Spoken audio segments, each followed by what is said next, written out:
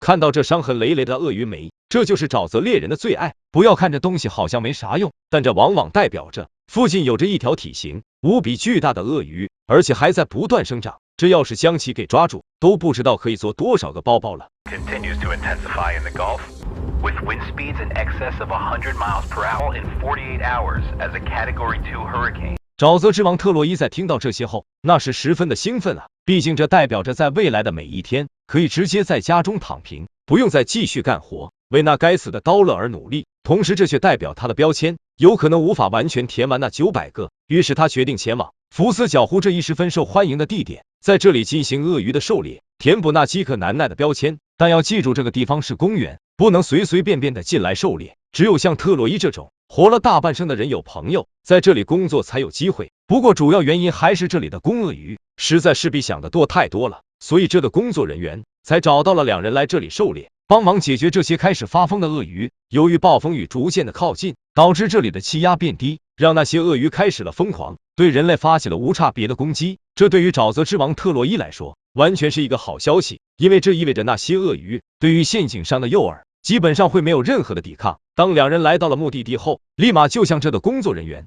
了解起这里鳄鱼的情况。不要看他满脸笑容，就以为这里的情况还好，他可是在早上的时候就看到了好几条体型十分巨大的鳄鱼，那把他吓得呀都要起飞了。特洛伊和泡菜在听到这些后，意识到这里的危险已经很严重了，必须立马就开始上路，对那些可恶的鳄鱼绳之以法，其实就是将其击杀。两人前往沼泽深处时，却看到了很多的鳄鱼在个河面行四处游荡，于是立马便决定在这进行一番陷阱的布置，让那些可恶的东西上钩。毕竟这到处都是鳄鱼，没道理这陷阱上会没有。经过两人花了一天时间的忙碌，也是饿得前胸要贴后背了。两人那是连忙开始吃起了晚餐。不过不得不说，特洛伊不愧是沼泽之王，在这难得的休息时间，也要和泡菜商量明天的作战计划。You know, at the same time that we're trying to help the Bon appetit. 不过很显然，他在拿到食物后，嘴巴还是被泡菜给堵住。接下来两人就在那开始闲聊，我们就不再浪费时间了，直接就看第二天。此时的罗尼和蒂米在一大早起床后，便立马开始了和风暴的战斗。他们就不像特洛伊一样了，但标签的数量还是有200个。虽然看起来要比特洛伊少，可他的队伍很庞大，罗尼只能自己去完成200个。当两人来到了第一个陷阱前，立马就上前将其给拉出来。看着这条出现在水面后，罗尼那是立马就变得兴奋，甚至都想直接将其拉上船。当然前提是他挂掉了，不然这弄上船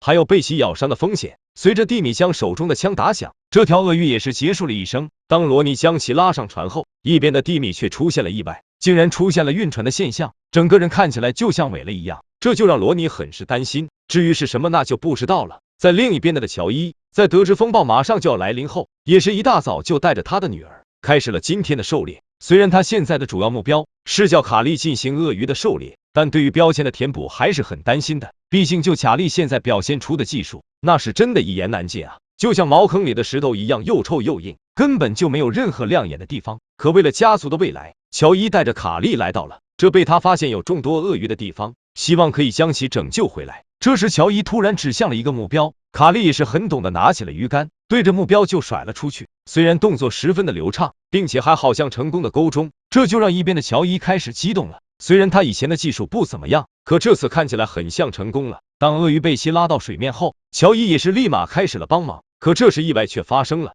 鳄鱼竟然挣脱掉了鱼线，这就令两人很难受。不过却并不是太坏的消息，毕竟卡莉成功的勾到了鳄鱼，他还是有机会被拯救的。同时在另一边的布鲁斯和安娜也开始了今天的狩猎。不过安娜却有点不高兴，因为布鲁斯对她有了秘密。由于风暴就要来临，布鲁斯在一个地方进行了陷阱的布置，而安娜却并不知道这回事，反而在这段时间里，那叫一个提心吊胆啊，生怕没法完成标签的填补。毕竟这东西要是没法完成，那在明年将不会再获得了，这也就意味着明年将没钱赚了。随着两人来到了第一个陷阱前，安娜也是放下了心中的不满，上前将绳子抓在手中。随着布鲁斯将东西接过，也是缓缓的将鳄鱼拉出。两人却在这时发现了不同，那条鳄鱼的嘴巴内竟然还咬着一条小鳄鱼。虽然这种情况比较正常，可这种情况只会发生在体型无比巨大的鳄鱼身上，这就意味着两人会收获条体型十分巨大的鳄鱼上船。经过布鲁斯的不断努力，那条大鳄鱼放弃了食物，让两人只能收获条小的，这就很令人惊讶。于是布鲁斯便决定改变策略，想想办法抓那条巨鳄，不然大部分陷阱上的小鳄都会被其当成零食给吃了。这时，我们的新晋独行侠蔡斯也开始了今天的狩猎。由于他父亲特洛伊剩下的标签实在是太多了，他必须要抓紧时间去完成对于鳄鱼的狩猎，所以他来到了这鳄鱼抓捕相对较简单的地方。突然，他将自己的船停了下来，并将鱼钩甩了出去。随着他缓缓的收回，猛然就受到了巨大的阻力。不过他还是将鳄鱼给拉到了水面上，但是很明显能够看出这条鳄鱼的力气很大。但蔡斯毕竟还是年轻，直接就拿起了枪，对着鳄鱼的脑门就是一发。看来这种工作还是要年轻人来做呀。蔡斯这就简简单单的搞上来了一条鳄鱼，而且看起来体型还不小。而在另一边的罗尼在将已经萎了的蒂米送回去后，再次回到了沼泽中，准备开始独自的狩猎。只是没有人知道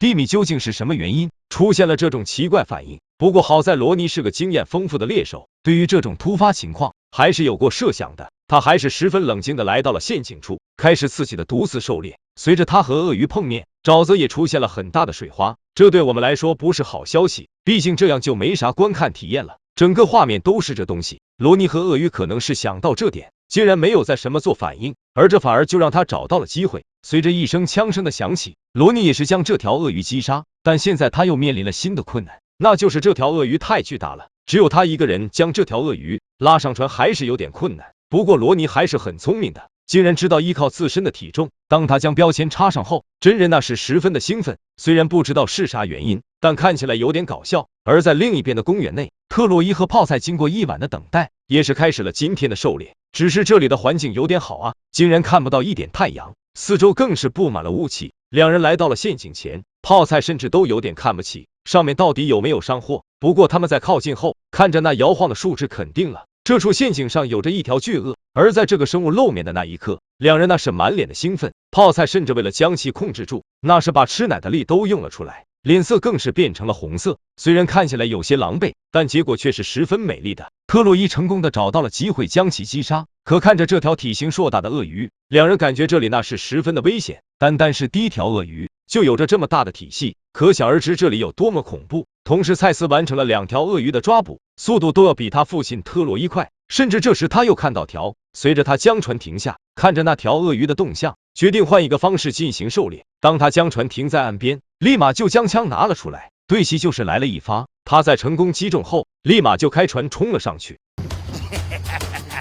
只是这个笑声有点怪，蔡斯在将其抓到手上后，发现这条鳄鱼好像有着10英尺，就是我们常说的3米。当他将标签插上后，又在远处发现了鳄鱼，这就令他十分的兴奋，连忙就开船靠近了过去。与此同时的乔伊和卡利到现在也没有任何的收获，甚至都没这么看到鳄鱼的身影，这就让我感觉乔伊这次的选择是多么的错误，还不如一个人去进行狩猎。两人在又过了半个小时，眼前突然就出现了鳄鱼，卡利再次拿起了鱼竿，并将手中的东西甩出，这次也一样很流畅。但乔伊还是十分的担心。卡利在确定钩中东西后，不断的就将鱼线回收，可这次他的速度慢了很多，半天也没有将鳄鱼拉出。卡利在弄了10几分钟后，终于是将鳄鱼拉了出来。乔伊见状连忙就上前帮忙，把鳄鱼彻底接过手，而卡利也对其就来了一发，那速度是真的快，搞得我都有些生理不适了。两人在合力将鳄鱼拉上船后，乔伊连忙就将标签插上，虽然成功弄到了一条鳄鱼，但乔伊还是感觉卡利差很多。在另一边的布鲁斯和安娜如今还在追踪那条巨鳄，原因也是十分的简单，这东西要是没有被抓，那接下来两人缉拿不会有啥收获，标签基本上不会填补。当两人来到又一个陷阱前，安娜立马就上前将其勾起，布鲁斯在接过绳子后，立马就将鳄鱼拉到了水面。不过这鳄鱼的反抗有些激烈，安娜无法对其进行瞄准，好在布鲁斯的技术很高，还是将其给控制住。随着安娜将枪打响，这条鳄鱼也结束了生命。看着这条十分小的生物，布鲁斯那是很难受，毕竟这条并不是两人的目标，但也没有任何的办法，只能接受这东西的上传。在沼泽的另一边，罗尼于失去蒂米之后，整个人都是十分的难受，毕竟他面对的每一条鳄鱼都要一个人去面对，甚至还要将其击杀，并带回到船插上标签。特别是面对这种暴躁到将附近都给搞乱的鳄鱼，可为了两人的未来，罗尼还是要冒险将其带走。随着他将鳄鱼拉动，水中的生物也是做出了十分激烈的反抗行为，但好像这些杂草为罗尼提供了帮助，让那条鳄鱼的行动受阻，没办法逃离这一小片地方。罗尼也把握住了这次机会，将这条鳄鱼送往了天堂。虽然罗尼是在独自狩猎，但他还是成功给其插上了标签。而此时的蔡司反而没了啥收获，一直保持着那几只鳄鱼，这就让他十分的急躁，不断的在那观察。好在他的不懈努力，成功看到了一条正在靠近的鳄鱼，于是蔡司连忙就拿起了钩子，并对其扔了过去。在成功钩中目标后，鳄鱼很快就被其拉出，甚至还将其弄到了船边。可这时鳄鱼却将绳子挣脱掉了，这就很令蔡司惊讶，明明都快将其弄到手，于是连忙又扔出了一钩子。可在回收绳子时，却发现自己失去了那条鳄鱼的踪迹，这就令他十分的气愤。与此同时的乔伊和卡利还在沼泽中寻找着鳄鱼，由于两人成功的弄到一条，卡利现在那是信心满满。再看到一条在河面上的鳄鱼，那是连忙就将钩子甩出，根本就不给任何人反应的机会。虽然这样做不好，但谁让他成功钩中了目标。随着他将鳄鱼拉到船边，乔伊连忙就举枪射杀。随着这条鳄鱼被拉出水面，可以看出这条有着6英尺，体型看起来并不大，不过这对于卡利来说还是一个不错的收获。在北边的沼泽中，布鲁斯和安娜还在追踪那条体型巨大的鳄鱼。当然在这个途中，要是看到了有货的陷阱，还是要先将其收起。就像眼前的这处，在两人靠近后，却发现这条陷阱上的鳄鱼好像就是两人追踪的目标，体型不仅十分的巨大，甚至看到两人的反应那也是十分的强烈，就像是在前面就见过。当布鲁斯将其拉住后，安娜也是连忙拿起了枪，而这条鳄鱼在看到这些东西后，那反应也是十分像以前就面对过这东西一样，反抗的那叫一个激烈，不仅在那拼命翻滚，甚至还不断的摇摆身子，可还是被安娜找到了机会。随着水面再度平静，两人也是连忙将其拉上了船。就这样，他们看清了鳄鱼，发现这条并不是目标，只是一条长得很大的鳄鱼。另一边，经过2个多小时的抓捕，特洛伊和泡菜已经抓了很多的鳄鱼在船上，但他们好像运气用完了一样，在抓到那么多后，就好几个陷阱上都没有再出现过鳄鱼了，这就让两人有点傻眼。不过好在这个情况并没有持续，反而在这个陷阱上又看见了一条巨大的鳄鱼。虽然它是在岸上，危险性上有点大，但两人现在却并不害怕，反而还十分的兴奋。泡菜甚至直接就走上了岸，可在这时鳄鱼却爬进了水中，没有继续和他们在岸上玩耍，这把泡菜给气的连忙就给了其2枪，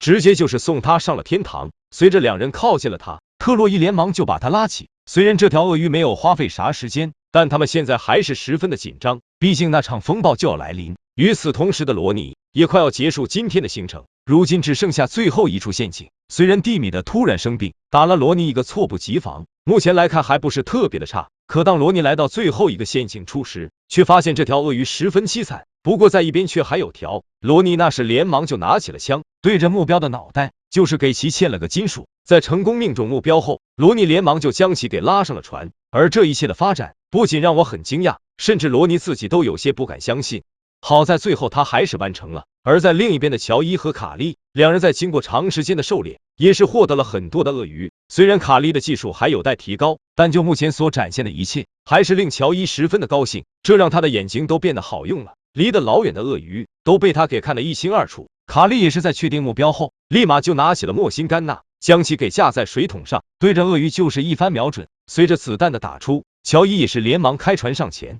卡利也顺势将鳄鱼抓起，并把其带上了船。与此同时的特洛伊和泡菜两人正在前往达菲加，将满船的鳄鱼进行售卖，但距离有些太远了，这就让两人十分的紧张。毕竟要是速度慢了，那这满船的鳄鱼就可能会腐烂，导致今天的工作白干。不过在两人返程的路上，又发现了一条咬上陷阱的鳄鱼，很明显两人并不想放弃。随着两人靠近了陷阱，泡菜已是拿起了猎枪，并对那好像卡住的鳄鱼脑袋就是扳机的扣动。不得不说他的技术是真好，竟然直接就将其给击杀了。虽然他们又收获了一条鳄鱼，但两人要是没有尽快赶到达菲加售卖的话，那这一切还是没有任何用。而在另一边的蔡司如今已是收获了不少的鳄鱼，现在只需要再抓到一条就能完成特洛伊下达的任务。很显然蔡司的运气很好，在他的眼前就有这一条，并且看起来还很大。于是蔡司连忙就架起了狙击枪，对着鳄鱼就是一发，不过好像并没有成功击杀，特别是看着水面的泡泡，这证明那条鳄鱼如今还在动。于是蔡司拿起枪，对着泡泡所在地就又是一发，而这次射击就很成功。蔡司在将钩子甩出后，便缓慢将鳄鱼给拉了出来。经过他的一番努力，也是将鳄鱼弄上了船，并将标签插在了上面。与此同时的布鲁斯和安娜还在追击着那条巨鳄，只是没想到在这最后的陷阱上，两人再次看见了他，而且这条鳄鱼好像又将他们的一条鳄鱼给吃了。虽然这很令两人气愤，但这条鳄鱼却给了他们很好的机会。随着船只的缓慢靠近，布鲁斯也是将其给拉在了船边。即使他现在还想跑，可为时已晚了。安娜已经找到了机会，就是这条鳄鱼要是再大力一点，很可能就从他们手里跑了。鳄鱼在被两人拉上船后，也是连忙就插上了标签。经过一天紧张的狩猎，乔伊和卡莉两人也是在家门前进行了一番父女之间的交谈。当然，这些比较私密的话，我们还是不听为好。好了，本期节目就到这里，点个赞，我们一起期待下一期精彩节目吧。看看这满船的巨鳄，知道是在什么时候抓的吗？你肯定很好奇吧？要是以为在晚上，那就错了。猎人们是在风暴来临前抓的。这每条鳄鱼都十分的大，而且反抗还一点都不激烈。详情请往下接着看。在凌晨4点的时候，沼泽之王特洛伊将自己的团队成员全部叫来。由于风暴将在今晚登陆，然后唐又因为生病，没法继续参与接下来的狩猎。特洛伊开始商量全新的政策。随着泡菜和特洛伊来到沼泽处，两人在面对风暴的威胁，也开始了全力以赴。毕竟在这场风暴后，所有猎人将在未来的时间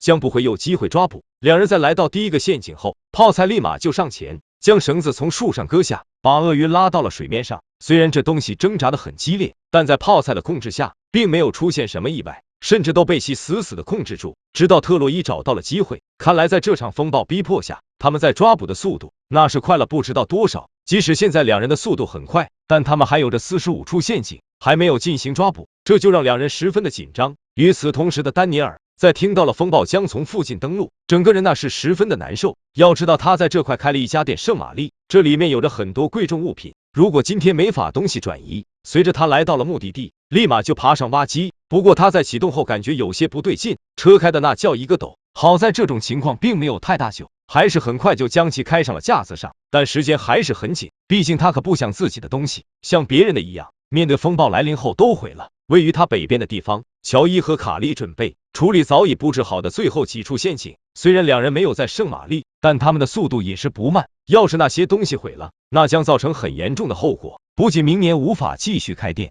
甚至还不会有收入。卡莉将水中的绳子抓出后，乔伊也上前接过，开始将鳄鱼往水面上拉。当两人在看清后就变得激动，乔伊甚至看着这条巨鳄，手中的力气都变大了很多，以免水中的东西跑了。卡莉在看到鳄鱼脑袋总是出现，也是立马将枪举了起来，对着他的脑袋就是一枪。两人在收获到这条鳄鱼后，连忙就将其给拉上船，并将标签给插上。他们甚至连庆祝都没有做，毕竟现在他们距离风暴只剩下不到4个小时。同时在另一边的罗尼和蒂米，两人离开了开放沼泽处，进入了更加深处的内陆沼泽。而他们之所以来到这里，主要还是因为风暴即将来临，如果还在外面太危险，并且鳄鱼在那边基本上没啥吃的，只会来到这种深处。为此他们提前在这布置了很多的陷阱，为未来的歇业做准备。就挺羡慕他们可以这样，我就要天天上班工作，都没有碰到过风暴停工。蒂米在将绳子勾起，突然就受到了伤害，这把蒂米给吓一跳。不过好在罗尼将绳子抓住，可在他拉鳄鱼的时候，差点就被他尾巴给抽了。看来这水里的东西还是有点脾气的，不是只知道逃跑。可罗尼控制的再好，也没有啥子用，毕竟蒂米还没有将子弹装上，这就有点搞笑了。当鳄鱼就要挣脱掉时，蒂米也将一切做完，直接就走到了船尾，对着他就是几发子弹。厉害，这条鳄鱼的生命力有点强啊，这都没有干死，还要蒂米再补上一发。在两人将鳄鱼拉上船后，发现这条好像有12英尺，怪不得这东西生命力那么强。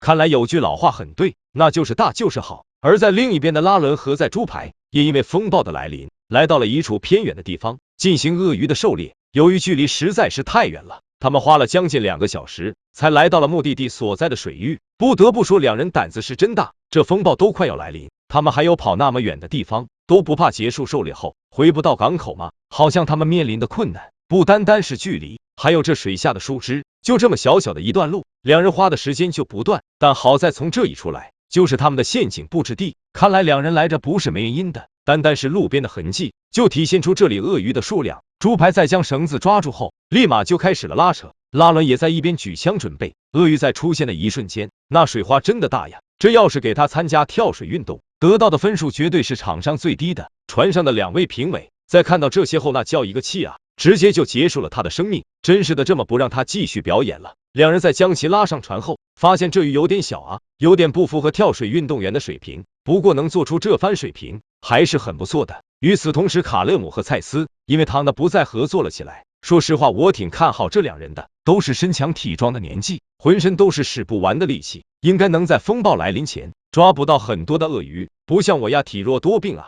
随着两人来到了陷阱前，卡勒姆立马就开船靠近，也在这时看到了鳄鱼，看起来那是十分的悠闲，这给他们气的直接就将绳子给拉起，怎么可能还让他继续睡觉？可能是刚刚被气到了。卡勒姆在看到机会后，直接就给了鳄鱼一发子弹，结束了他那安稳的一生。看来我前面说的没错，年轻就是厉害呀，这才刚开始就搞上了一条。让我们再看看特洛伊，他们也是十分的厉害，在这短短的时间内就已经抓到了好几条鳄鱼，甚至每条都不小，只是他们现在好像已经开始面对风暴的洗礼了。不过这种是一阵一阵的，他们在来到新的陷阱前就没有再遭到任何的打击了，甚至泡菜在抓到绳子后直接就把鳄鱼给拉了出来，并把它给控制在船边。在泡菜用力一拉后，突然发现这条鳄鱼体型那叫一个庞大，它好像因为被发现了，反抗的程度也变更加激烈，好几次都从泡菜手里跑掉，但特洛伊却在一边来了一枪，把他给干得脑袋直飙水。鳄鱼在被放到船上后，特洛伊立马就给其插上标签，并开始前往下一地点。在另一边的圣玛丽、乔伊和卡利也完成了狩猎，返回了这里，开始帮助丹尼尔进行家庭财物的回收和保护。由于之前的风暴河水涨潮到了现在位置的丹尼尔脚踝，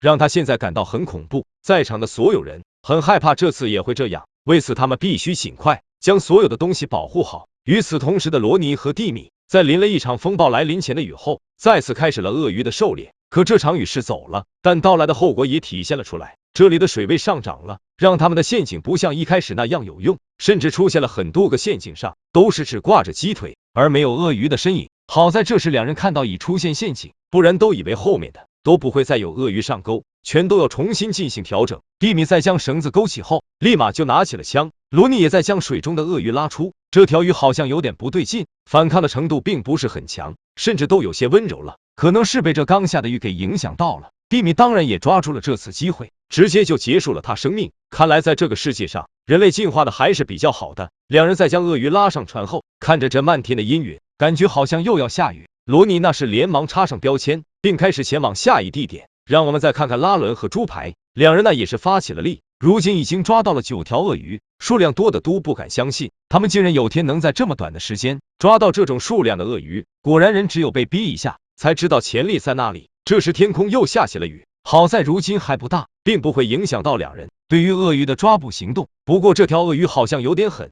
两人还没这么动手，这鱼就做出了激烈的反抗，可在猪排的拉扯下，还是被控制在了船边。拉伦甚至还找到了机会，直接就对他来了发子弹。在解决这一个问题后，两人发现了另外一个问题，那就是要不要继续下去。因为现在的天气已经很差了，如果继续狩猎下去，那将有可能会回不去了。而两人现在的行动也给了结果。与此同时的圣玛丽，众人还在努力的收拾，现在的风暴已经更加接近，这就让丹尼尔十分的紧张，让他们继续忙碌下去吧，这里也没有啥好说的。此时的另一边的卡勒姆和蔡斯这边也开始了下雨，由此可见风暴已经越来越接近登陆的时候，让两人变得更加紧张。路上不带丝毫犹豫，直接就来到了陷阱前，他们也是立马上前，看着那条体型巨大的鳄鱼，两人那叫一个开心。虽然鳄鱼的反抗很猛，甚至还让蔡斯有点抓不住，不过却还是被控制，只能在那被拉来拉去，最后被卡勒姆找到机会，给直接送往了天堂。在将鳄鱼拉上船后，他们便决定结束今天的狩猎，先返回家中做面临风暴的准备。另一边的罗尼和蒂米正在焦虑，可他们已经抓到了很多的鳄鱼啊，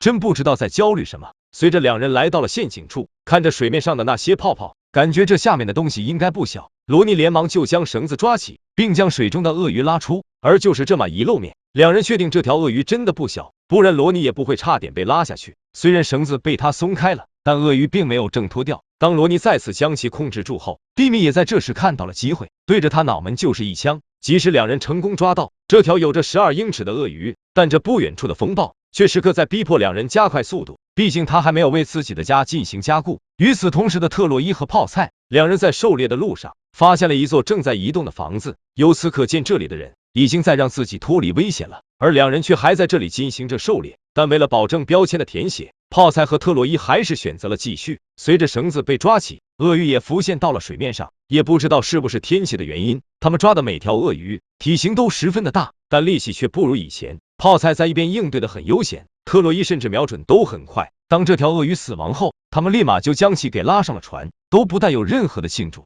看来这接近的风暴还是让两人没这么庆祝的心情。再看看正在撤离的丹尼尔，他们的速度还是很快的，所有的东西基本上都已经完成了撤离，只剩下这艘巨大的捕虾船。别看这东西体型很大，可只要风速达到了100英里，那这艘船就会出现很大的问题。在完成一切准备工作后，两人也将绳子解开，并向着安全地点撤离。在路上可以看到，以前因为撤离不当而沉没在河边的船只，这就是不好好准备的结果。可在这时，船突然停了下来，并发出了警报的声音，这就让丹尼尔有些慌张。经过乔伊的检查，确定了这是引擎过热的结果，于是他连忙就跑了出去，开始为其倒入冷却液。可就算乔伊倒了1瓶多，丹尼尔还是没法让船移动，这就让两人很急。此时的达菲加、雅各布和小威利并没有出去狩猎鳄鱼，而是一直在这里准备迎接风暴的准备。毕竟这可是雅各布在不久前才买下的店，不能因为这场风暴毁了。要是今年出了问题，那他将会亏得血本无归。与此同时的泡菜已经结束了今天的狩猎，如今正在转移自己的家人，毕竟这个房子并不这么安全。让我们再看看拉伦和泡菜，两人正在沼泽中淋雨，他们明知道这场风暴马上就要登陆了，却还是想检查最后一处陷阱。这两人也是真厉害，随着猪排将鳄鱼拉出，便死死地抓着绳子不松，甚至差点被其给拉到水中。猪排也没有松手，直到拉伦找到了机会，直接将其送往了天堂。两人在将鳄鱼拉上船后，便立马开始了返程。毕竟这要是回不去，那生命将不会有任何的保障。与此同时的罗尼和蒂米也一样还在沼泽中狩猎，看来他们决定先不回去加固房子了，而是先将眼前的这条鳄鱼搞到自己的船上。当鳄鱼开始了行动，双方的战斗也打响了。只是没想到的是，这条鳄鱼有些外强中干，竟然没反抗几下就被蒂米给击杀当场了。两人在将鳄鱼拉上船后，发现今天得到了很多的鳄鱼，远比平常抓的要多很多。我们再看看丹尼尔和乔伊，没想到两人还在原地僵持，不过现在好像有点不一样了。丹尼尔竟然成功的将船给开了起来，看来幸运女神还是在眷顾他们。随着丹尼尔将船开到了此行的目的地，也就是这艘船的躲葬地。虽然这里看起来很简陋，但这是经过科学计算的，将船停在这里是完全可以度过危机的。两人在将船固定后，也结束了今天的忙碌。在所有猎人相继撤离水域后，这场风暴也自觉登陆了，风速也达到了每小时100英里，路面上也出现了积水。这片地方在经过一晚的洗礼，也是一片的凄惨。乔伊和丹尼尔也是开始重新返航，看来他们将船停在这是没有任何的问题。虽然他们这里没有出事，但在另一边的达菲家却出现了一些问题。不仅外面的天棚出现了缺口，而且下面的加油箱也出现了不同程度的问题。虽然这里看起来很惨，但雅各布还是将那些重要设施保护好了。虽然外面的天棚出现了缺口，但这好像装个玻璃就能当一个天窗了，感觉应该会挺好看的。好了，本期节目就到这里，点个赞，我们一起期待下一期精彩节目吧。